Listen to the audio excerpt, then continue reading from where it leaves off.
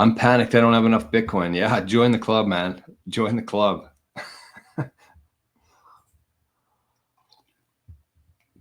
None of us have it. Actually, let's touch on that. That's funny because I told you guys, actually maybe that was on the private show yesterday. I was talking about it, but anyways, I had about an hour and a half conversation with one of my buddies, one of the only friends I have in real life that are into Bitcoin. And we were talking about it, and he was talking about altcoins and a few other things, and he's always been an altcoiner. So I wasn't like trying to convince him to sell them and buy Bitcoin. Like, he's done very well, actually. He's probably a year or two older than me, and he's retired from altcoins. So I'm not going to try to talk him out of it, but at the same time, he's had a tough couple years in terms of like the altcoins, like because they went really high.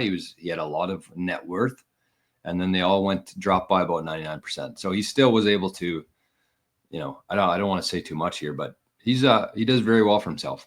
But anyways, I was talking about Bitcoin, and I was talking about how the impact if the US starts buying Bitcoin and starts creating a strategic stockpile, what that's going to do, and just kind of playing out different scenarios.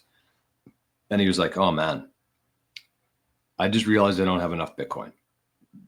And I was like, "Yeah, me too." That was kind of my first reaction. I was like, I think about that every day. But then I was like, if that's the truth, if that actually, if what I think is going to happen actually happens, then I actually have plenty of Bitcoin. Like, without an amount, let's say that I even had a quarter of a Bitcoin. You'd think that you don't have enough Bitcoin, but you also, if you understand where it's going and you think that you need more, then you actually do have enough Bitcoin. If you think about it like that, and that's kind of how I think about it now, is like, if this thing plays out like I think it's going to, like, I have plenty, more than I'll ever even need for the next 10 generations. And I don't have a lot. Trust me.